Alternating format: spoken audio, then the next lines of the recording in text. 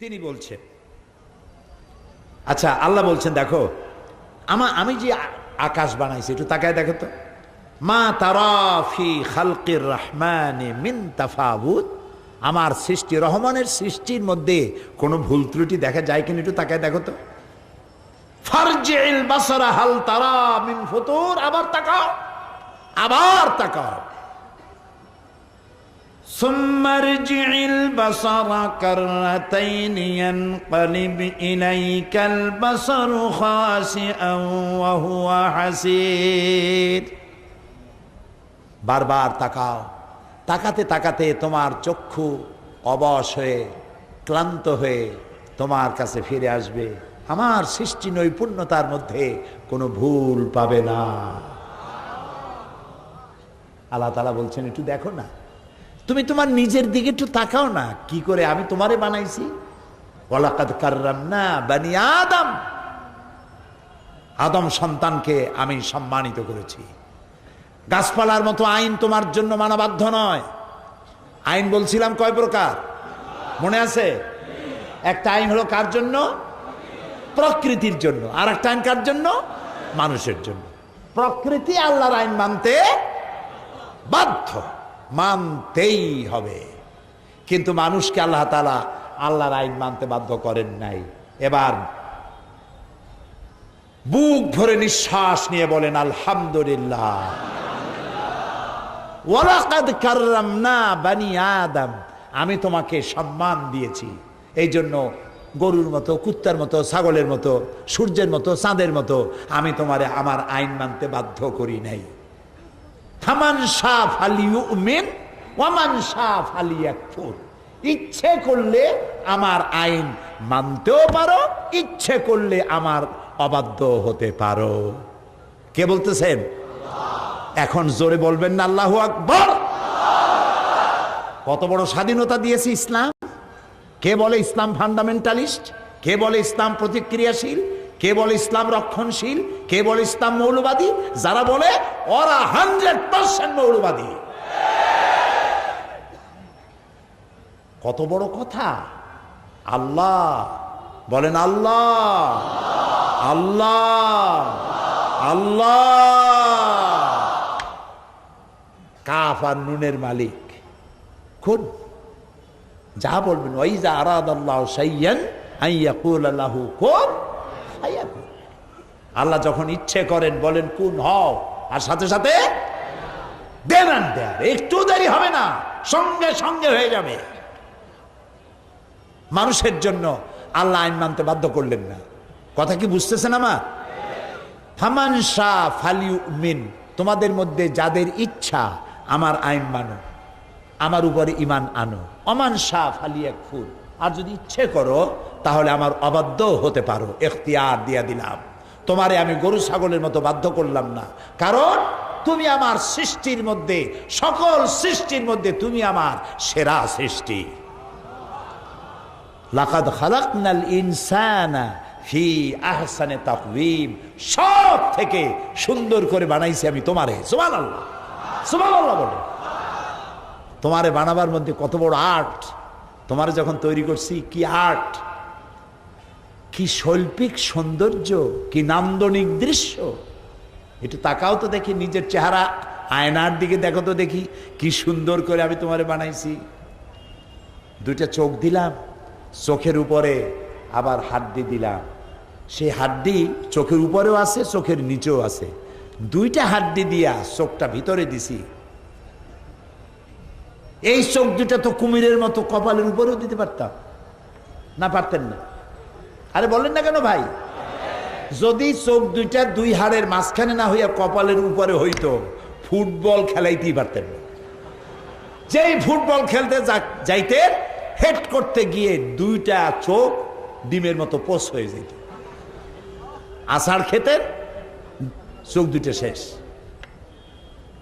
আল্লাহ রাব্বুল আলামিন দুটি চোখকে দুই হাড়ের মাঝখানে রেখে এমন সুন্দর করে দিলেন, বল এসে লাগুক, আষাঢ় খেয়ে পড়েন, উষ্টা খেয়ে পড়েন, যেমন অবস্থায় হোক না কেন আল্লাহ রাব্বুল আলামিন চোখ হেফাজত করে দিবেন। আবার উপরে যে হাড্ডি, সেই হাড্ডিতে আল্লাহ কিছু চুল দিয়েছেন, কিছু পশম দিয়েছেন। এটা আর্ট, এটা সৌন্দর্য। এটা না দিলেও হইতো। ভুরু দিয়ে আল্লাহ দেখতে সৌন্দর্য, আল্লাহ রুচিবোধ দারুণ। সুবহানাল্লাহ বলে। আল্লাহ সুন্দর। তোমার সৃষ্টি যদি হয় এত সুন্দর না জানি, তাহলে তুমি কত সুন্দর। আল্লাহু আকবার বলবেন না? কত সুন্দর আমার আল্লাহ। দেখেন না আল্লাহর রুচি। এই যে ফুল, প্রত্যেকটা জিনিস জোড়া লাগে। নর এবং নারী, বাচ্চার জন্য এই দুইটা লাগে। ফল হবে ফুল দিয়ে। ফুলের মধ্যে রয়েছে পুংকেশর এবং স্ত্রী কেশর, এ দুটোতে মিল হতে হবে। এই মিলনের কাজ কিভাবে হবে? ফুল তো নড়তে পারে না, ফুল তো এক জায়গা থেকে আরেক জায়গায় যেতে পারে না। সুতরাং এই কাজটা করাতে হবে কাউকে দিয়ে। এই কাজটা আল্লাহ ইচ্ছে করলে তেলাপোকা দিয়ে করতে পারতেন। তেলাপোকা চেনেন? সিলেটে কি বলবো? তেলচোরা। হ্যাঁ, তেলচোরা। আমেরিকার মতো এরাকে তেল চুরি করতে গেছে। এ বড় তেলচোরা, বড় তেলচোর।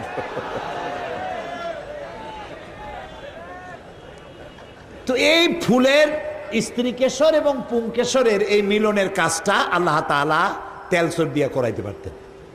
আর একটা দিয়ে করাইতে পারতেন। ওই পোকারে আপনারা কি বলেন আমি জানি না, এই যে উৎসুঙ্গা বলা হয়, যে ওই মাটির মধ্যে মাটি দিয়ে ফুড়ে ফুড়ে লাভ দিয়া, হ্যাঁ, কুকুর, গুগরা। গুগরা আমার কিছুদিন সিলেটে থাকা দরকার শেখার জন্য। গুগরা, এই গুগরা পোকা, তেলা পোকা, এই সব পোকারে যদি আল্লাহ দায়িত্ব দিতেন গোলাপ ফুলের বা অন্য কোনো ফুলের পুংকেশর আর স্ত্রী কেশরের মিলন ঘটানোর জন্য, ফুলের ইজ্জত বাঁচত? ফুলের ইজ্জত বাঁচত না। আমার আল্লাহর রুচি কত সুন্দর। ফুল যেমন সুন্দর, আর কাজটা, এই কাজটার দায়িত্ব আল্লাহ দিলেন প্রজাপতিকে। সুবহানাল্লাহ। প্রজাপতির দুই ডানায় কোন শিল্পী এত সুন্দর নান্দনিক শৈল্পিক সৌন্দর্য দিলেন? কি সুন্দর প্রজাপতির পাখা, কে এঁকে দিল এত সৌন্দর্য? তাকায় থাকতে ইচ্ছেই করে। সুবহানাল্লাহ। আল্লাহ তাআলা বলছেন, দেখো তোমার নিজের দিকে তাকাও, কত সুন্দর করে আমি তোমারে বানাইছি। দুইটা চোখ দেখো, এই চোখের মধ্যে পানি আছে, কান্নার পানি না, কান্নার পানি তো আলাদা, কিন্তু সব সময় চোখে পানি আছে। চোখে পানি কেন? দিনের বেলা রাতের বেলায় পলিউশন, এই বাতাসের মধ্যে আছে অনেক জার্ম, চোখের মধ্যে ঢুকতেছে। আর আল্লাহ হচ্ছেন রহমান, তোমার চোখটা তাড়াতাড়ি নষ্ট হয়ে যাবে। এই জন্য তুমি এত পয়সা কোথায় পাবা? প্রত্যেক দিন ওষুধ দিয়ে চোখ সাফ করা এটা সম্ভবপর নয়। এই জন্য আল্লাহ রাব্বুল আলামিন চোখের ভিতরে পানির মতো করে এক প্রকারের মেডিসিন রেখে দিয়েছেন। আর চোখের পলক মারার মধ্য দিয়ে, অটোমেটিক পলক পড়ার মধ্য দিয়ে প্রতি মুহূর্তে আল্লাহ তাআলা মানুষের চোখকে ক্লিন করে দিতেছে। আবার দিলেন জিহ্বা, এমন একটা নরম জিহ্বা আল্লাহ দান করলেন, যেই জিহ্বার ভিতরে একটা চুল পড়লো টের পাওয়া যায়। আপনারা টের পান? সত্যি চুল পড়লো টের পাওয়া যায়। এত নরম জিহ্বা, এর থেকে নরম শরীরে আর কোনো অঙ্গ প্রত্যঙ্গ নাই। জিহ্বাটাকে আল্লাহ এত নরম বানিয়েছেন। সুবহানাল্লাহ। এই জিহ্বাটা যেখানে বাস করে তার চতুর্দিকে অনেকগুলি শত্রু। চিনছেন শত্রুগুলো? দাঁত। কয়টা শত্রু? 32টা শত্রু এর মধ্যে এই নরম জিহ্বাটা থাকে। এখন এই নরম জিহ্বা শত্রুদের প্রতি কত রহম দিল। জিহ্বা দাঁতের মধ্যে যদি একটা চুল, ভাতের কণা, কাঁটা একটা ঢোকে, জিহ্বা সারাক্ষণ গুতাইতে থাকে। কতক্ষণ? ওটার বাইর না করা পর্যন্ত সে বিশ্রাম নেবে না। শত্রুর প্রতি কি দরদ দেখছেন? এই জিহ্বারে, যে জিহ্বা তার দাঁতের সাথে এই সুন্দর ব্যবহার করে, সেই দাঁত অপেক্ষায় থাকে, সুযোগ পাইলেই মারে কামড়, রক্ত বাইর হয়ে যায় একদম। জি, এই জিহ্বা এত নরম কেন? এই জিহ্বাটা হুমায়ুন রশিদ চৌধুরী সাহেব মারা গেছেন, আল্লাহ তাকে জান্নাত নসিব করুন, বলে না আমি তাকে মহব্বত করি। এই সিলেটের মাটি ফার্টাইল মাটি, উর্বর মাটি। এ মাটি জন্ম দিয়েছে অনেক ক্ষণজন্মা পুরুষ, অনেক রাজনীতিক, অনেক বড় বড় আলেম। এই যে মারা গেলেন সিলেট দরগা মসজিদের ইমাম, কত বড় আল্লাহর ওলি ছিলেন, আল্লাহ জান্নাত নসিব করুন, বলেন আমিন। তারপরে শাইখে কাতিয়া, শাইখে বরুণা, তারপরে হযরত মাওলানা নুরুদ্দিন সাহেব গহরপুরি, শাইখে কোড়িয়া, এরপর মাওলানা মুসাইয়দ সাহেব, কত বড় বড় আলেম, আমাদের ওস্তাদদের ওস্তাদ, সুবহানাল্লাহ। সিলেটের মাটি অত্যন্ত উর্বর, অনেক ভালো ভালো সন্তান জন্ম দিয়েছে এই মাটি, আলহামদুলিল্লাহ, আলহামদুলিল্লাহ। কি বলতেছিলাম? হুমায়ুন রশিদ চৌধুরী, কথার নাম লতা। বাইতে বাইতে কই যায় ঠিক থাকে না, কিন্তু আমার ঠিক থাকে ইনশাআল্লাহ। আমি আবার ফিরে আসবো জায়গায় ইনশাআল্লাহ, বলি ইনশাআল্লাহ। হুমায়ুন রশিদ চৌধুরী সাহেব তিনি সংসদ চালাচ্ছেন, আমি তখন নতুন মেম্বার পার্লামেন্টের, একদম নবাগত, নতুন পৃথিবী আমার জন্য। আমার জগৎ তো এটা কোন জগৎ? কোরআনের জগৎ। এটা কোন জগৎ? কোরআনের জগৎ। এইটা আমার আসল জগৎ, আমার মূল পরিচয় এইটাই। আমি কোরআনের ছাত্র, আমি তাফসীরের ছাত্র, বাস এটাই আমার পরিচয়। এই পরিচয় যদি আল্লাহ তাআলা কিয়ামতের দিন এই গুনাহগারকে কোরআনের ছাত্র হিসেবে যদি কিয়ামতে আল্লাহ বলে তোরে মাফ করে দিলাম, আমার আর কিচ্ছু পাওয়ার নেই, আল্লাহর কাছে চাওয়ারও নাই। পার্লামেন্টের ভিতরে আমি তখন নতুন, দুই দলে লেগে গেল ঝগড়া, শেখ মুজিব এবং জিয়াউর রহমান সাহেব, এই দুই জাতীয় নেতা নিয়ে লেগে গেল গন্ডগোল। হুমায়ুন রশিদ চৌধুরী সাহেব হিমশিম খেয়ে যাচ্ছেন দুই দলকে কন্ট্রোল করতে গিয়ে। আমি একটা চিঠি দিলাম, মাননীয় স্পিকার, পরিস্থিতি কুল ডাউন করার জন্য যদি মেহেরবানি করে আমাকে একটু ফলোর দিতেন, আমি একটু কথা বলতে চাই। উনি আমার ওইটা পাইয়া এত খুশি হইলেন, উনি আমার নাম ঘোষণা করলেন। আর আল্লাহর এমন মেহেরবানি, আমি তখন একদম নতুন, সবাই বসে পড়লো দুই দিকে। আমি বললাম, মাননীয় স্পিকার, আল্লাহ রাব্বুল আলামিন মানুষের শরীরের ভিতরে জিহ্বাটা দিয়েছেন এত নরম, চুল পড়লেও টেল পাওয়া যায়। এই নরম জিহ্বাটা এই জন্য দেওয়া হয়েছে, ওয়াকুলু লিন্নাসি হুসনা, মানুষের সাথে সুন্দর সুন্দর করে কথা বলো। জিহ্বা একটা হাড় দিলাম না, কঠিন রগ দিলাম না, নরম জিহ্বা দিয়ে নরম নরম কথা কও। মাননীয় স্পিকার, আমি এই সংসদে এসে দেখলাম সেই নরম জিহ্বাটা দিয়া সংসদে কুড়ালের কাম করে।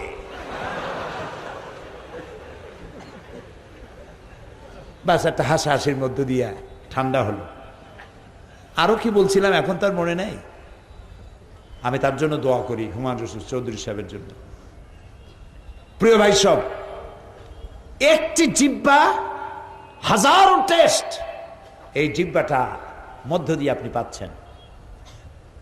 এক একটা স্বাদ এক এক রকম। মেশিন কয়টা? মাত্র একটা।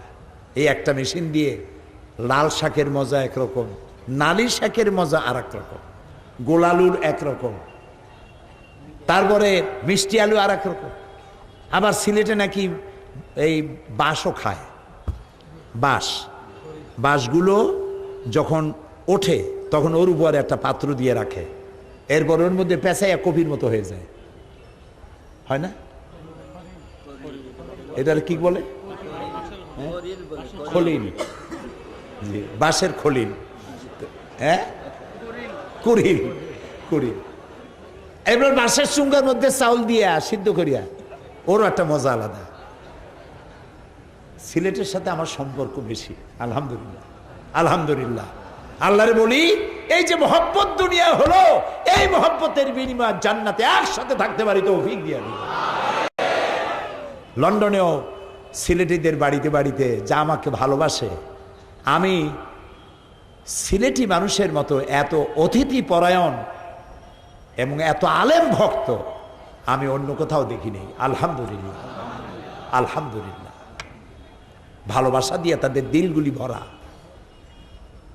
তা আমি বলতেছিলাম যে জিহ্বার মধ্যে, একটা জিহ্বায় কত টেস্ট একটা মেশিনের মধ্যে আল্লাহ তাআলা দিয়েছেন। আল্লাহ বলছেন, দেখো আমি তোমারে কেমনে বানাইছি, একটু নিজের দিকে তাকায় দেখো না, পা থেকে শুরু করে মাথা পর্যন্ত আমারে সেজদা দিতে ইচ্ছা করবে। সুবহানাল্লাহ, সুবহানাল্লাহ বলে। এই যে পাও, আপনাদের সাথে পাও আছে না বাড়ি থুই আসছেন? আনছেন কিনা? আচ্ছা, পাও থুই আসবেন কেমনে? পাও তো আনছেনি। আচ্ছা, হাঁটুর নিচের যে অংশটা পায়ের সাথে গিয়ে মিশেছে, ওই অংশটাকে কি বলে? হাঁটুর উপরেরটা তো রান, সবাই বলে, ঠিক না? হ্যাঁ, ও নিচেরটারে বলে থরু। এই যে থরুটা, ওইটা গিয়ে মিশছে পায়ের গোড়ালিতে, পায়ের গোড়ায়, ঠিক না? কিন্তু কমন সেন্স বলে এইখানে না হয়ে মাঝখানে হলেই তো ভালো হইতো। এটা যদি পাও হয় তাহলে ওই থরু, ওইটা এখানে না হয়ে মাঝখানে হলে ভালো হইতো না? তো মাঝখানে হইল না কেন? দেখেন আল্লাহর কুদরত দেখেন। এটা যদি মাঝখানে হতো তাহলে আপনি হাঁটতে পারতেন না, দাঁড়ালেই হয়তো সামনে ভুটোয় পড়তেন, না হয় শীতই পড়ে যেতেন। আল্লাহ এমন এক জায়গায় ওটা নিয়ে লাগাই দিয়েছেন, আপনি জনমের মতো খাইতে খাইতে পেট যদি 3টা তরমুজের সাইজও হয়, আপনি শীতেও পড়বেন না, ভুটোয়ও পড়বেন না। সুবহানাল্লাহ। Balance of power, Allah balance করে দিয়েছেন হাত দিয়ে, পাও দিয়ে। এগুলি বলে আমি শেষ করতে পারবো না। আল্লাহ তাআলা এত সুন্দর করেছেন। তবে কোরআন বিজ্ঞান দিয়ে ভরা। সুবহানাল্লাহ বলে। বিজ্ঞান দিয়ে ভরা, সব আছে এখানে। কপাল পোড়া, আমাদের কপাল পোড়া। বলেন আমাদের কি কপাল পোড়া? কোরআন শরীফে খালি তাবিজ তালাশ করে বেড়াই না। এক হুজুরের কাছে যাই, হুজুর মাইয়েরে জেনে ধরছে, তাবিজ দেন। আবার হুজুররা এমন আছে, লন্ডনে দেখছি, কোন জায়গার হুজুর তা কম না, তো জিজ্ঞেস করে যে কি হয়েছে, বলে এরকম জেনে ধরছে। তখন সে বলে যে আচ্ছা ঠিক আছে, আমাকে আগে দেখতে হবে জেনটা কোন দেশি। যদি কেনিয়া অথবা উগান্ডার জেন হয় তাহলে 500 পাউন্ড লাগবে, আর যদি বাংলাদেশি বা ইন্ডিয়ার জেন হয় তাহলে 100 পাউন্ড দিলে হবে। এখন আপনার তো বোঝার উপায় না যে কেনিয়ার জেন না উগান্ডার জেন, সে তো আপনি বুঝবেন না। পয়সা মারার কি কায়দা!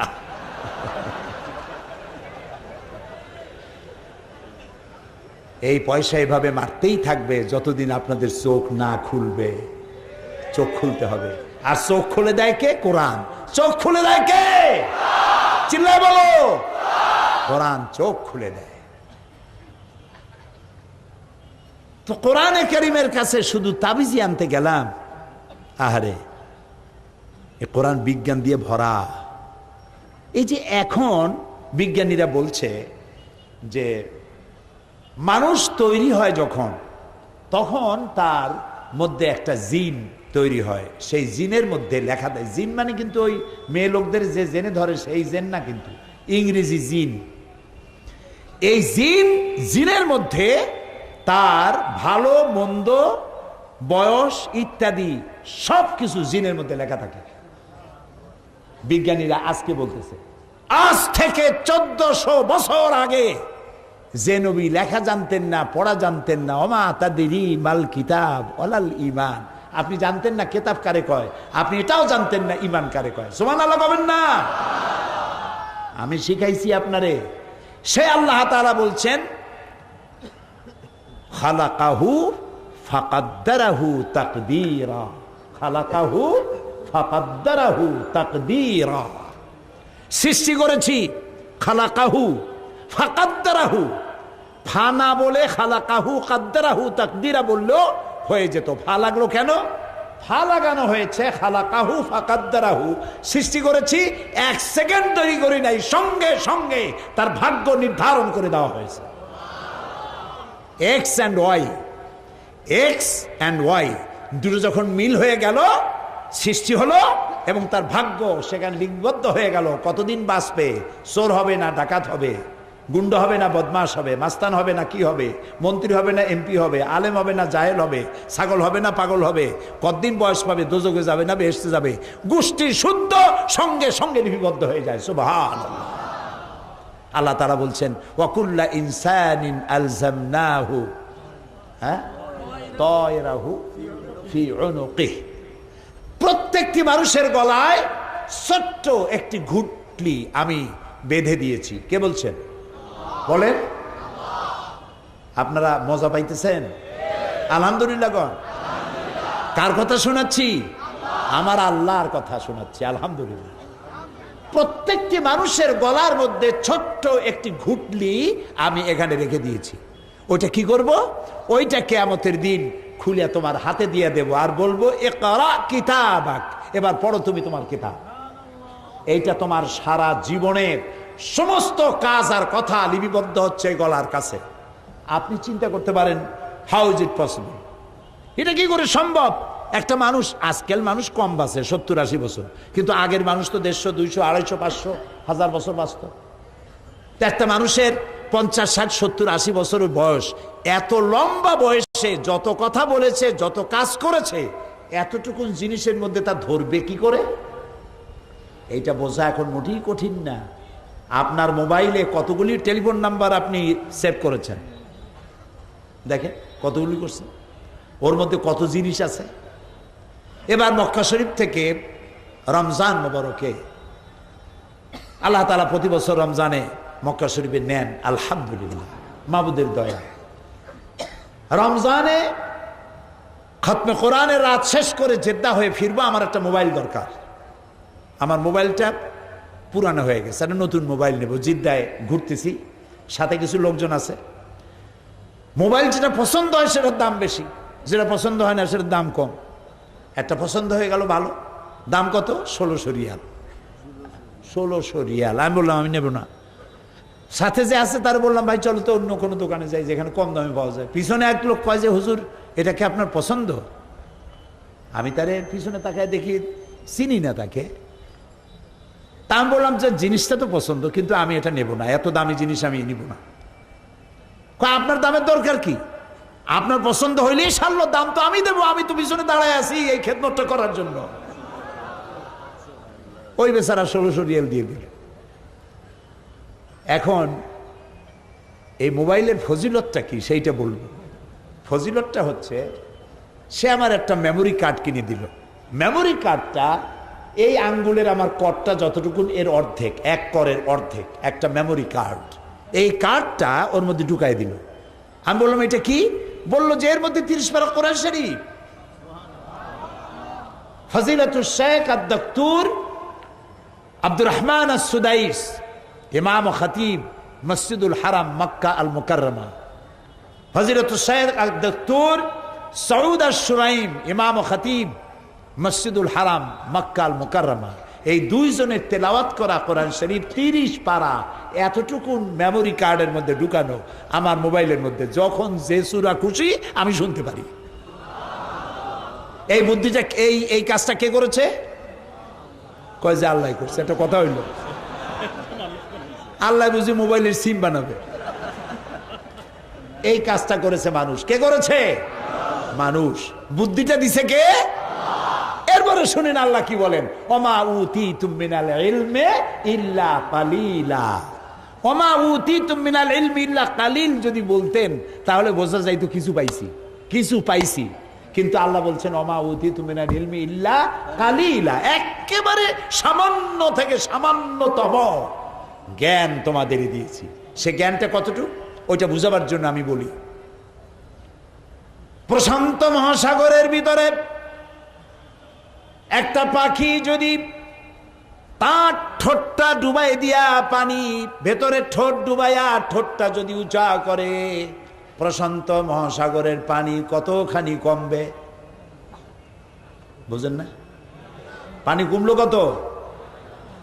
মুঠি না, কিছুই হইল না।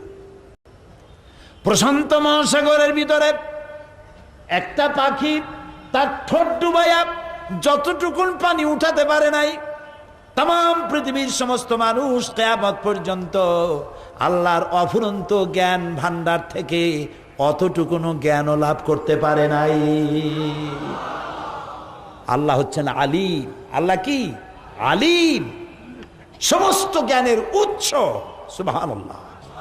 জ্ঞানের একচ্ছত্র মালিক আমার আল্লাহ রাব্বুল আলামিন। তিনি দিয়েছেন কোরআন, আর তিনি আইনকে দুই প্রকার করলেন। একটা করলেন কার জন্য? প্রকৃতির জন্য। আর একটা করছেন কার জন্য? মানুষের জন্য। মানুষের জন্য যে আইনটা করলেন, এই আইন করে দিয়ে মানুষকে কিন্তু বাধ্য করলেন না, ছেড়ে দিলেন ইচ্ছার উপরে। তুমি ইচ্ছা করলে ইমান আনতেও পারো, ইচ্ছা না করলে ইমান নাও আনতে পারো। এটার নাম হলো ইসলাম। এটার নাম কি? ইসলাম। এখানে কোনো জবরদস্তি নাই। লা ইকরাহা ফিদ্দীন। আমাদের ধর্মনিরপেক্ষবাদী বন্ধুরা তারা এইটারে বানাইছে ধর্মনিরপেক্ষর পক্ষের আয়াত, লা ইকরাহা ফিদ্দীন। একজন মুরব্বী, ধর্মনিরপেক্ষবাদীদের একজন মুরব্বী মারা গেছেন। কোন জায়গার কে নাম বলবেন না। তার সঙ্গে পার্লামেন্টে আমার দেখা। আমি বললাম, বড় ভাই, আপনাদের সাথে আমাদের কোনো গন্ডগোল নাই। আপনারা আমাদের হালের গরু পিটায় মারেন নাই, আমরাও আপনাদের পাকা ধানে মই দেই নাই, কোনো শত্রুতা নাই। এই খালি ধর্মনিরপেক্ষ মতবাদ এইটা আপনারা কেন রাখছেন? এটা বাদ দিতে পারেন না? কেন বাদ দেবো? আল্লাহ নিজেই তো ধর্মনিরপেক্ষ। আমি চিন্তা করলাম, আল্লাহ দাড়ি পাকা মানুষ কয় কি? আল্লাহ বলে ধর্মনিরপেক্ষ। আল্লাহর চাইতে ধর্মের পক্ষে আর কে? আল্লাহ নিজেই বলছেন, ইন্নাদ-দীন ইনদাল্লাহিল ইসলাম। আমার কাছে একমাত্র কেবলমাত্র শুধুমাত্র পছন্দনীয় জীবন ব্যবস্থার নাম কি? জোরে বলে, জোরে বলে, ইসলাম। ইসলাম তো আল্লাহ তো সবচেয়ে ধর্মের পক্ষে। লা ইকরাহা ফিদ্দীন। দিনের ব্যাপারে বাড়াবাড়ি নাই, ধর্মের ব্যাপারে বাড়াবাড়ি নাই। জবরদস্তি করে কাউকে ধর্মান্তরিত করতে পারবে না। কাদ তাবায়্যানা রুশদু মিনাল গাই। হক আর বাতিলকে আলাদা করে দেখানো হয়েছে। ওই যে বলেছি যে মানুষের জন্য বাধ্য করা হয় নাই, মানুষকে দুইটা পথ দেখানো হয়েছে। কথা কি শুনতেছেন? দুইটা পথ দেখানো হয়েছে। মানুষকে আল্লাহ জ্ঞান দিয়েছেন, গরুকে জ্ঞান দেননি, মানুষকে জ্ঞান দিয়েছেন। জ্ঞানের জন্যই মানুষ মুকাল্লাফ হয়েছে। মানুষকে জ্ঞান দিয়ে দুইটা পথ দেখানো হয়েছে। একটা পথ গেছে কোন দিক? ডান দিক। আর একটা গেছে বাম দিক। ডান দিকের নেতৃত্ব দিয়েছে নবীরা, আর ডান দিকে যারা চলবে নবীরা তাদেরকে নেতৃত্ব দিয়ে নিয়ে যাবে কোথায়? জান্নাতে। বাম দিকে আর একটা রাস্তা, এর নেতা হচ্ছে কে? কন্ত নাম কন্ত কে? শয়তান। জোরে কোন নাম কি? শয়তান। এই বামপন্থে যারা যাবে শয়তানের নেতৃত্বে, জায়গা হবে কোথায়? আমার দেশের এক শ্রেণীর কপাল পোড়া মুসলমান নামধারী, তারা নিজেদেরকে দাবি করে আমরা বামপন্থী। কত বড় কপাল পোড়া হলে মানুষ বামপন্থী হয়? রাসূলুল্লাহ বলেছেন, লা তাকুলুশ শিমাল। বাম হাত দিয়ে কিছু খাইও না। এই বাম হাত আমারই হাত, আপনারই হাত, কিন্তু বামের কিছু আলাদা কাজবাজ আছে, তাই না? ডানের কাজ আলাদা, বামের কাজ আলাদা। এই জন্য মুসলমানের সন্তান হইয়া বামপন্থী আন্দোলন করা কত বড় কপাল পোড়া, জায়গা হবে জাহান্নামে। নাউজুবিল্লাহ, বলেন নাউজুবিল্লাহ। আপনারা দেখবেন যত বামপন্থী আছে নাম মুসলমান, একটাও নামাজ পড়ে না। খুঁজে দেখেন, খুঁজে দেখেন। নির্বাচনের সময় দেখা যায় স্লোগান হয়, অমুকের চরিত্র ফুলের মতো পবিত্র, নামাজ পড়ে না একক। তো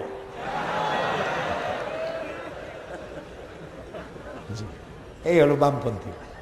তো আল্লাহ তাআলা ডাইন আর বাম দুইটা পথ দেখাই দিয়েছেন। এখন তোমার আকল আছে, আকল দিয়ে যা খুশি তাই করো। ডানেও যাইতে পারো, বামেও যেতে পারো। তবে আমি তোমাকে ইসলাম দিয়েছি। ইসলামী পথ হলো আসল পথ।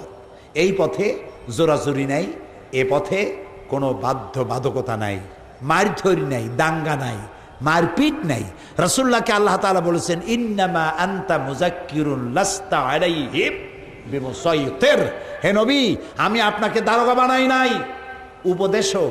শুধু উপদেশ দিয়ে যান মানুষকে। হেদায়েতের মালিক কে? আল্লাহ তাআলা। আল্লাহ ইচ্ছে করলে কি না পারেন। যারা নামাজ পড়বে না, আল্লাহ যদি ফেরেশতাদের বলেন ফজরে নামাজ পড়তে যেগুলো আসে নাই, থাপড়াইয়া সবগুলোর দাঁত ফালায় দাও, পারতেন না? পারতেন না? এই যে রাতের বেলায় নিষিদ্ধ পল্লীতে যারা যায়, আল্লাহ তাদেরকে ড্রেনের মধ্যে ফালাইয়া সাপ দিয়ে কাটাইয়া মারি ফেলাইতে পারতেন না? পারেন না? আবার যারা তাহাজ্জুদের নামাজ পড়তে যায় পথে পথে টাকা পয়সা কুড়াই পাইতে পারতো না? এগুলো আল্লাহ করেন না। আল্লাহ বুদ্ধি দিয়েছেন, দুইটা রাস্তা দিয়েছেন, বাড়াবাড়ি নাই, কড়াকড়ি নাই। ইসলাম পৃথিবীতে আসছে সভ্যতার বিকাশের জন্য। বর্তমান পৃথিবীতে যেটা হচ্ছে এটা হচ্ছে ওয়ার অফ সিভিলাইজেশন, সভ্যতার যুদ্ধ, সভ্যতার বিরুদ্ধে অসভ্যতার যুদ্ধ। ইসলাম হলো সভ্যতা। সিভিলাইজেশন বলতে যেটা বুঝায়, সভ্যতা যেটা বুঝায়, সেটার নাম ইসলাম। সেটার নাম কি বলেন না জোরে?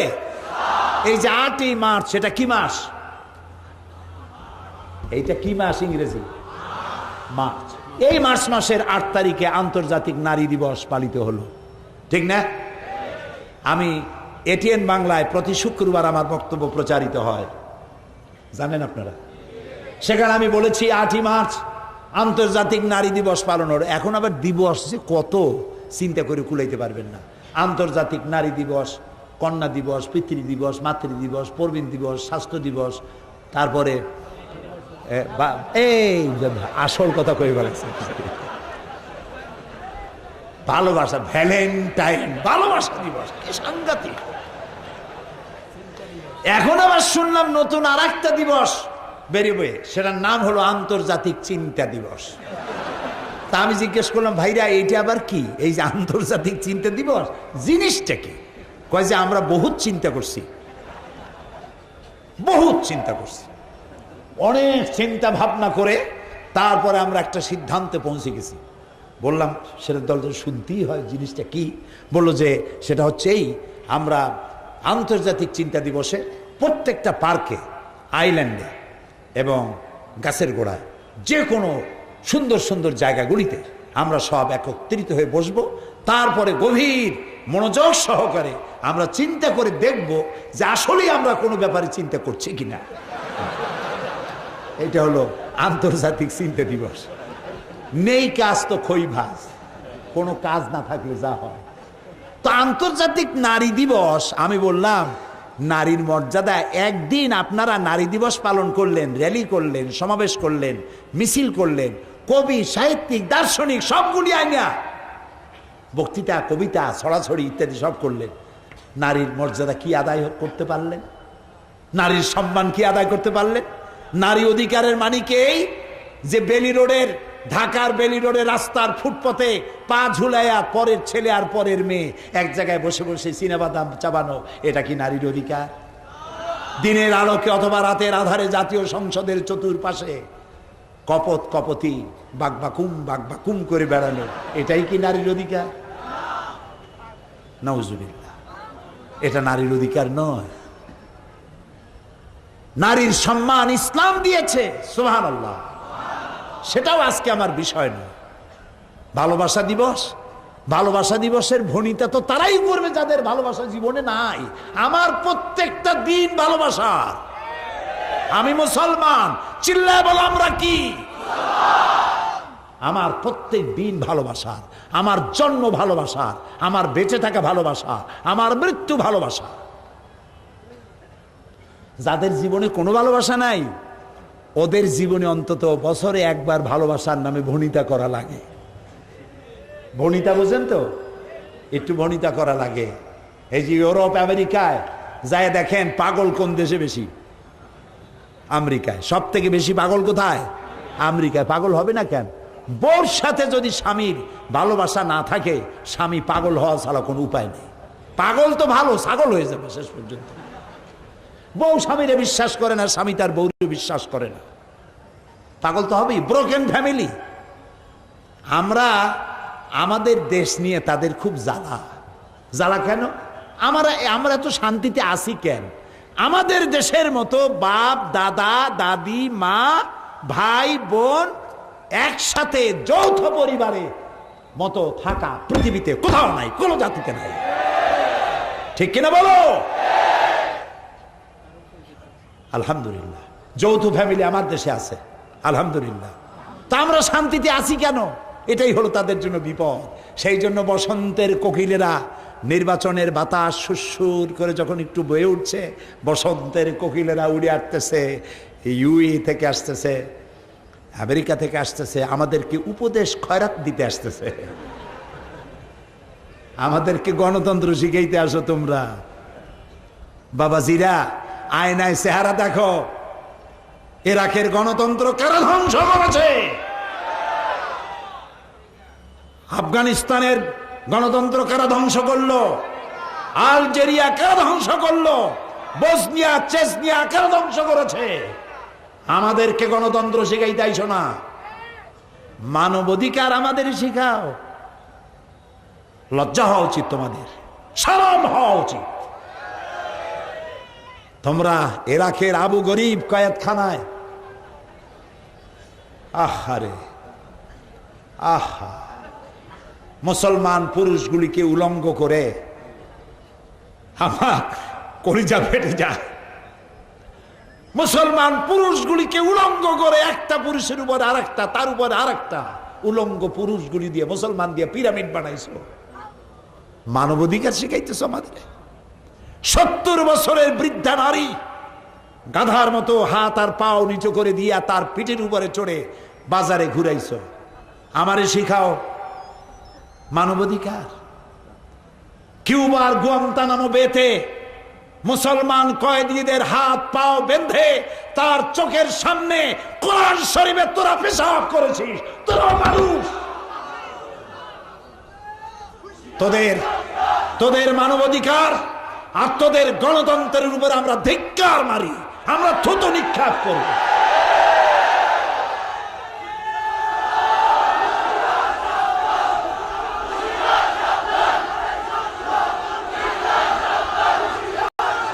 প্রিয় ভাই সব, হুঁশিয়ার সাবধান দিয়ে কাম নাই, আমরা সাবধান হই আগে, আমরা আগে সাবধান করি। আমি কোরআন শরীফ সামনে নিয়ে কোনো জাতিকে আমি অভিশাপ দিতে চাই না। আমি আল্লাহর কাছে দোয়া করি, আল্লাহ তাআলা এই অবুঝদেরকে তুমি হেদায়েত দাও। মুসলমান যে সেরা জাতি তা তাদের বোঝার তৌফিক দিয়ে দাও। আমার রসুলের কাছেও বন্দি এসেছিল, রসুল্লাহর কাছে বন্দি আসে নাই? রসুল্লাহর কাছে বন্দি আসে নাই? আরে ভাই কথা বল না কেন? রসুল্লাহ কি ব্যবহার করেছেন? বলেছেন তুমি একটা বন্দি যদি 10টা লোককে জেনারেল লিটারেসি, 10টা লোককে যদি অক্ষর জ্ঞান সম্পন্ন করাতে পারো, স্বাক্ষর জ্ঞান শিখাইতে পারো, এর বিনিময়ে তোমার মুক্তি দিয়ে দেব। বন্দীদের খাবারের অভাব নাই, পড়ার অভাব নাই, কোনো কষ্ট নাই, খাবার পড়া সব পাইতেছে। আমার মূর্খ লোকদেরকে শেখাও, তোমাদেরকে মুক্তি দিয়ে দেবো। সুবহানাল্লাহ। আমার এই কোরআন শরীফের মধ্যে আমার আল্লাহ বলেছেন কারো দেবতাকে গালি দিবা না। সুবহানাল্লাহ কইতে ইচ্ছা করে না? কারো মন্দির ভাঙবা না, কারো গির্জা ভাঙবে না, আমার আল্লাহ বলেছেন। ইসলাম সব থেকে সহনশীল পৃথিবীতে। সুতরাং আমাদেরকে গণতন্ত্র, মানবাধিকার এইসব জিনিস আমাদেরকে শিখাইতে আইসো না, বরং তোমরা তোমাদের আয়নায় তোমাদের চেহারাটা দেখো, তোমাদের চেহারা শরীফ একটু ভালো করে দেখো।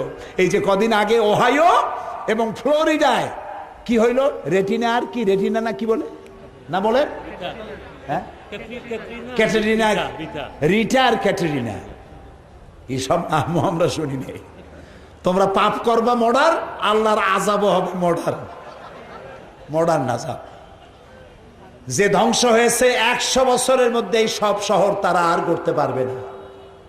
তোমরা কি করেছো সেখানে দুস্থদের, দুর্গতদের সাহায্যের নাম করে এমন মেয়ে লোক কম আছে যাদেরকে তোমরা ধর্ষণ করো নাই।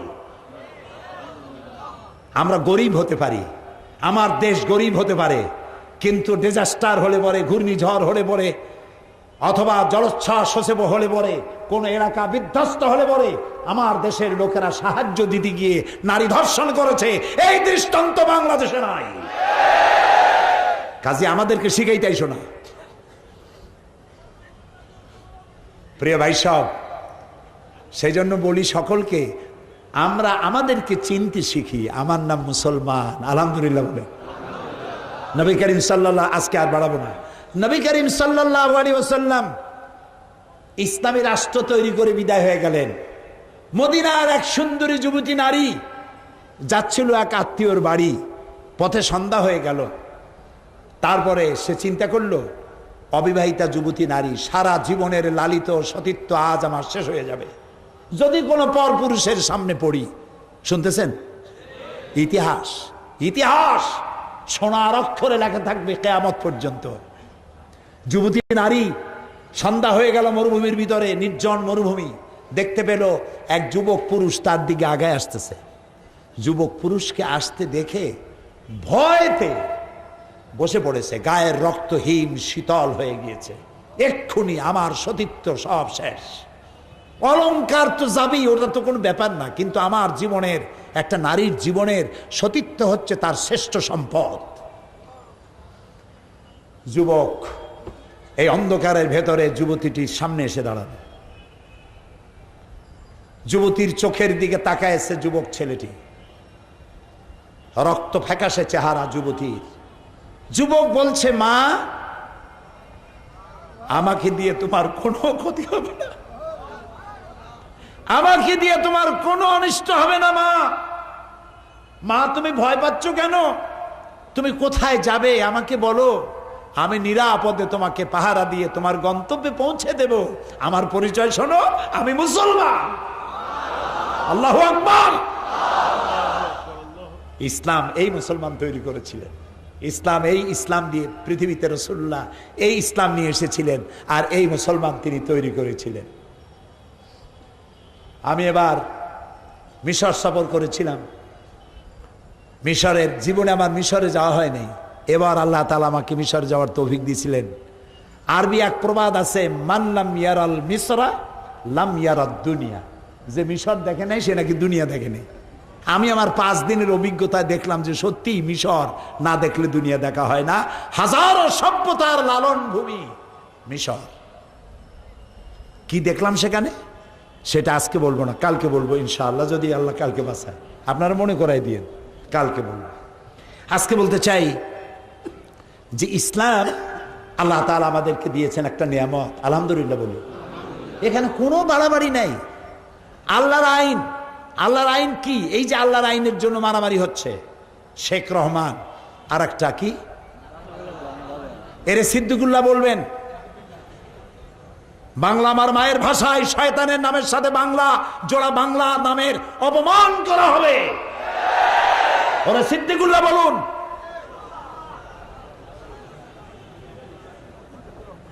শয়তান, এ দুটোটা শয়তান। এ দুটো কি? শয়তানের চাইতেও নিকৃষ্ট শয়তান। নাম রাখছে জামাতুল মুজাহিদিন, নাম রাখা উচিত ছিল জামাতুল শায়াতিন, শয়তানের জামাত। আল্লাহর আইন বাস্তবায়ন করতে গেছে। কিভাবে বাস্তবায়িত করবে? বোমা মারে। কেন বোমা মারবা? বোমা মারতে হবে কারণ আল্লাহ নিজে বলেছেন, ওমান লাম ইয়াহকুম বিমা আনজালাল্লাহু ফাউলাইকা হুমুল কাফিরুন। যারা বিচার ফয়সালা করে, আল্লাহর আইন ছাড়া বিচার ফয়সালা করে, ওরা কাফের। সুতরাং বাংলাদেশে যত বিচারপতি আছে সব কাফের, এগুলারে মারো।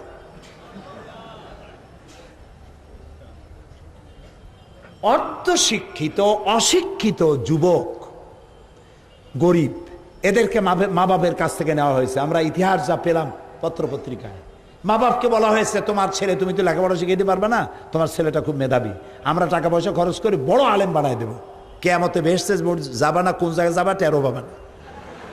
তো মা বাপ মনে করেছে বিনা পয়সায় যদি এত বড় আলেম হয়, তা আচ্ছা ঠিক আছে নিয়ে যাও। 2-2.5 বছরের মধ্যে মা বাপের সাথে দেখা নাই, বোনের আদর নাই, ভাইয়ের যত্ন নাই, বন্ধুদের সংস্পর্শ নাই, মা বাপের সাথে সাক্ষাৎ নাই। সমাজ সম্পর্কে তাদেরকে বিদ্রোহ করে তোলা হয়েছে। বলা হয়েছে এই সমাজ, গণতন্ত্র হারাম। দেখেন না বাংলাদেশের বিভিন্ন দেওয়ালে দেওয়ালে লেখে গণতন্ত্র হারাম, বাইনাত পত্রিকার নাম দিয়া। দেখছেন আপনারা? গণতন্ত্র হারাম, নির্বাচন হারাম, ভোট হারাম, লং মার্চ হারাম, তাহাজ্জুদের নামাজ জামাতে পড়া হারাম, মেয়ে লোকেরা ঈদের নামাজে যাওয়া হারাম। আমার মনে হয় যে জাহেলের কাছে একখানা কিতাব আছে, কিতাবের নাম হলো কিতাবুল হারাম। ওখানে হারাম ছাড়া কিছু নাই, সব হারাম। শয়তান, জোরে বলেন কি? আরে ভাই, গণতন্ত্র যদি হারাম হয়, বোঝেন কথা, নির্বাচন আর গণতন্ত্র যদি হারাম হয় তাহলে সরকার গঠনের পদ্ধতি কি? নবী করিম সাল্লাল্লাহু আলাইহি সাল্লাম যদি বলতেন ইন্তেকালের সময় যে আমার মেয়ে নেতৃত্ব দেবে, আমার স্ত্রী নেতৃত্ব দেবে, কার বাবার হিম্মত ছিল প্রতিবাদ করার? বলেন। হযরত আবু বকর, ওসমান, আলী রিদওয়ানুল্লাহ তাআলা আলাইহিম আজমাইন তারা ইন্তেকালের সময় যখন জিজ্ঞাসিত হয়েছেন আপনার পরে নেতৃত্ব কে দেবে, কি জবাব দিয়েছেন তারা? তারা বলেছেন তোমাদের মধ্যে যে ব্যক্তি আল্লাহকে সব থেকে বেশি ভয় করে এবং বেশি যোগ্য দক্ষ তাকে তোমরা নেতা বানায় নিও। এটাই গণতন্ত্র, এরই নাম গণতন্ত্র। এখন বিচারপতি মারো, শুরু হয়ে গেল বিচারপতি মারা। বিচারপতির সামনে যাচ্ছে, ইয়া আলী বলে মারতেছে বোমা। জালো গাড়িতে তো মারলো দুইটা শেষ। বিচারপতি একটা হিন্দু একটা মুসলমান ধরা পড়লো। এরপরে বরিশালে জিজ্ঞাসাবাদ হল, ইন্ট্রোগেশন করা হলো, তুমি কেন মারছো? কয় যে ও যে আল্লাহর আইন চালু করে না। তুমি কি চাও? আমি আল্লাহর আইন চাই। আরে বেটা তুই তো এখন মরবি, আমি যদি মরো তো কি হবে? কয়তো আমি মরলে তো শহীদ হয়ে যাব। আরে বেটা তুই শহীদ হবি, তুই তো মানুষ খুন করে এসেছিস। চট্টগ্রামে বোমা মারলো, আত্মঘাতী বোমা। এই বোমায় পুলিশ, কর্তব্যরত পুলিশের গায়ে বোমা লাগলো, পুলিশের গোস্ত ছিটকে গাছে উঠল, বিল্ডিং এর দেওয়ালে লাগলো। এই দৃশ্য টেলিভিশনে দেখলাম। নিহত পুলিশের টুকরা টুকরা গোস্ত পড়ে আছে এক জায়গায়, গাছের সাথে ঝুলানো। তার জুতা, তার জামা, তার বুট, তার মাথার হেড এ পড়ে আছে এক জায়গায়। আর তার পাশে তার এক সহকর্মী পুলিশ, এই খণ্ড বিখণ্ড পুলিশের দেহের পাশে দাঁড়ায় এক জীবিত পুলিশ দাঁড়ানো, দুই চোখ দিয়ে পানি বেয়ে বেয়ে পড়তেছে। কি অপরাধ করেছে এই পুলিশ? বাংলাদেশের পুলিশ বাহিনী সব থেকে কম বেতনে বেশি সার্ভিস দেয়। ওদের রাত নাই, দিন নাই, ওদের শীত নাই, ঈদ নাই, হওয়া নাই, মরা নাই, 24 ঘন্টা ডিউটি করে কম পয়সায়। এই পুলিশটাকে মারলে তার ছোট্ট একটা মেয়ে তার বাপের লাশ দেখে দৌড়াচ্ছে, আর একজনকে জড়ায় ধরে বলছে আমার বাপের অপরাধ কি, আমার বাপরে মারলো কেন? কি জবাব দেবে? আত্মঘাতী বোমা মারতে গিয়া দুইটা হাত দুইটা পা উড়ে গেছে এক শয়তানের। তারে নিয়ে গেছে, ওরে পানি দিল হসপিটালে, পানি চাইলো যে পানি খাবো, পানি দিল। কয় যে তুমি মুসলমান না? নার্সকে জিজ্ঞেস করছে তুমি মুসলমান? বলে হ্যাঁ মুসলমান। তো বাম হাত দিয়ে পানি দাও কেন? বাম হাতের পানি আমি খাবো না। কত বড় সুবিশাপ! মানুষ খুন করে ধুয়ে আসছে, ও এখন তালাশ করতেছে বাম হাত আর ডাইন হাত। তা আমি চট্টগ্রাম তাফসীর মাহফিলে ওয়াজ করতে গিয়ে বলছিলাম যে একজনের মদ খাওয়ার অভ্যাস ছিল, লোকটার ছিল মোষ। আছে না কিছু লোক মোষ রাখে খুব, দেখবেন টেলিভিশনেও দেখা যায়, বক্তৃতা করে। এত মোষ যে সব মোষ এক জায়গায় করলে জুতার একটা ব্রাশ হয়। এই রকমের মোষ দিয়া মুখ ঢাকা, দিনের আলোতেও বোঝার উপায় নাই যে লোকটা হাসে না কান্দে। এই মোষ নিয়া তারপরে সে মদ খাওয়া অভ্যাস, ডান হাত দিয়ে মোষ এরকম ঠেলিয়া উঁচু করে ধরিয়া বাম হাত দিয়ে গিলতেছে। একজনে জিজ্ঞেস করলো ভাই তুমি মদ খাবাতে এত কষ্ট করে খাও কেন? কয় যে ভাই সে আছে এক কাহিনী। বলে কি? কই এক জায়গায় গেলাম, একটু এক বন্ধু নিয়ে গেল এক ওয়াজ মাহফিলে, এক হুজুর ওয়াজ করলেন যে পানি জাতীয় কিছু খাইতে গেলে যদি মোষ ভেজে তাহলে নাকি মাকরু হয়। খাইতেছে শরাব, খাচ্ছে মদ, ভয় পাইতেছে মাকরুর। বোমা মেরে মানুষ হত্যা করে তারপরে সে এখন আসছে হ্যাঁ বাম হাতের পানি খাবো না। শয়তান, শয়তান। প্রিয় ভাই সব, এই মানুষ হত্যার রাজনীতি, মানুষ হত্যা করে ইসলাম প্রতিষ্ঠার জন্য আল্লাহ তাআলা পৃথিবীতে নবী পাঠান নাই, ইসলাম পাঠান নাই। কোরআনে কারীমের মধ্যে পরিষ্কার ভাবে আল্লাহ তাআলা বলে দিয়েছেন ওয়ালা তুফসিদু ফিল আরদি বাদা ইসলাহিহা, শান্তি প্রতিষ্ঠার পর পৃথিবীতে বিপর্যয় সৃষ্টি করো না। আল ফিতনাতু আশাদ্দু মিনাল কাতল, বিপর্যয় সৃষ্টি করা, সন্ত্রাস সৃষ্টি করা হত্যার চাইতেও মারাত্মক অপরাধ। বিপর্যয় এবং সন্ত্রাস সৃষ্টি করো না। আল্লাহ তাআলা রাসূল তিনি বলেছেন ইয়াসসিরু ওয়ালা তুআসসিরু, সহজ পথ অবলম্বন করো, চরম পন্থা অবলম্বন করো না। কে বলেছেন? আমার রাসূল বলেছেন। জিহাদ কোন এক ব্যক্তির পক্ষে, কোন সংগঠনের পক্ষ থেকে জিহাদের ঘোষণা দেওয়া জায়েজ নাই, হারাম, অধিকার নাই। জিহাদের ঘোষণা দিতে পারে কেবলমাত্র গভর্নমেন্ট, সরকার। কোন এক ব্যক্তি বা কোন দল জিহাদের ঘোষণা দিতে পারে না। সুতরাং আমাদের দেশে এই যা কিছু হলো, যারা মানুষ হত্যা করলো, অমাইয়াকতুল মুমিনান মুতাআম্মিদান ফাজাযাউ জাহান্নাম, আল্লাহ তাআলা বলেছেন যে ব্যক্তি কোন মানুষকে হত্যা করবে, মুমিনকে হত্যা করবে, তার জায়গা হবে কোথায়? জাহান্নাম। যারা বলেন জায়গা হবে কোথায়? জাহান্নামে জায়গা হবে। আল্লাহ তাআলা কোরআনে কারীমের মধ্যে পরিষ্কার করে বলেছেন, মান কাতালা নাফসান বিগাইরি নাফসিন আও ফাসাদিন ফিল আরদ ফাকান্নামা কাতালান নাস জামিআ।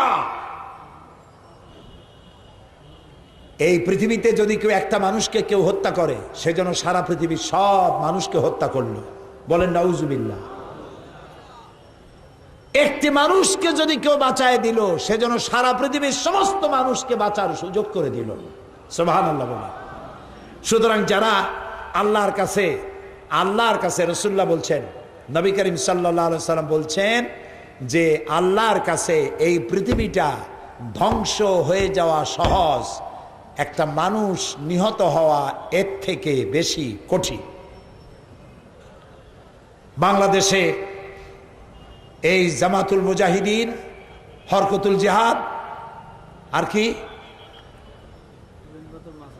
জুমরাতুল মাসাকিন, আরো একটা নাকি নতুন আবিষ্কার হয়েছে, নতুন নতুন নাম শুনতেছি, সেটার নাম হয়েছে নাকি আল জঙ্গিতুল জংলা। কোন জঙ্গল থেকে এগুলো বাইর হবে আল্লাহই জানে। জি, মানুষ হত্যা করা এদের কাজ। বলেন নাউজুবিল্লাহ। আল্লাহর মেহেরবানি, বাংলাদেশ সরকার এদেরকে গ্রেফতার করেছে, এদের সমস্ত অস্ত্রপাতি ধরা পড়েছে। আলহামদুলিল্লাহ বলেন। এখনো বাকি আছে, এখনো নাকি বাকি আছে। সরকারকে আমরা ধন্যবাদ জানাই, আলহামদুলিল্লাহ বলেন। সর্বপ্রথম শুকরিয়া জানাই আল্লাহর, চিল্লায় বলেন আলহামদুলিল্লাহ। যত অস্ত্র ধরা পড়েছে সবগুলি বোমা যদি বিস্ফোরিত হতো, বাংলাদেশ ভাঙ্গে চুরিয়া মঙ্গল গ্রহে চলে যেত, ঠিক কিনা? আল্লাহ সব ধরাই দিয়েছেন। এই জন্য আমরা প্রশংসা করি আল্লাহ রাব্বুল আলামিনের। তারপরে মাল্লাম ইয়াশকুরিন নাস ফালাম ইয়াশকুরিল্লাহ, যে ব্যক্তি মানুষের কৃতজ্ঞতা স্বীকার করতে জানে না, সে আল্লাহ শুকরিয়া আদায় করতে জানে না। আমরা কৃতজ্ঞতা স্বীকার করি সরকারের, কৃতজ্ঞতা স্বীকার করি আমার পুলিশ বাহিনী, র্যাব কোনো আলাদা বাহিনী নয়, পুলিশ, বিডিআর, আর্মি, এদের মধ্য থেকে বাছাই করা এলিট লোকদেরকে বাছাই করে সুশিক্ষিত, দক্ষ, যোগ্য লোকদের দিয়ে র্যাপিড অ্যাকশন ব্যাটালিয়ন তৈরি করেছে সরকার। এই র্যাবকে আল্লাহ তাআলা আরো যোগ্যতা বাড়িয়ে দিন, বলেন আমিন। শেখ রহমান ধরা পড়েছে সিলেটে, আলহামদুলিল্লাহ বলেন আলহামদুলিল্লাহ। সিলেটের পবিত্র মাটিতে শয়তান থাকতে পারে নাই, আল্লাহ ধরাই দিয়েছে, আলহামদুলিল্লাহ বলেন। সুতরাং সারা বাংলাদেশ বলেছে আলহামদুলিল্লাহ। আর একটি গোষ্ঠীর কলজায় খুব দুঃখ, তারা বলছে ইন্না লিল্লাহ। এত তাড়াতাড়ি ধরা পড়লো কেন? আরো কিছু মরতো, আরো বদনাম হইতো। যাকগে, আল্লাহ দয়া করে ধরাই দিছে, সব ধরা পড়বে, সব ধরা পড়বে ইনশাআল্লাহ, বলেন ইনশাআল্লাহ। ইসলাম মারদাঙ্গা করার জন্য আসে নাই। বলতে পারেন তাহলে রাসূলুল্লাহ যুদ্ধ করলেন কেন? রাসূলুল্লাহ যত যুদ্ধ করেছেন সবগুলি যুদ্ধ ছিল ডিফেন্সিভ, সবগুলি প্রতিরক্ষামূলক, নিজে আক্রমণ করে যুদ্ধ করেছেন, এর কোনো দলিল নাই। সুবহানাল্লাহ বলেন। ইসলাম মারদাঙ্গা নয়। আল্লাহর আইনটা কি, সেই আল্লাহর আইন সম্পর্কে আমি কথা বলবো আগামীকাল, বলেন ইনশাআল্লাহ।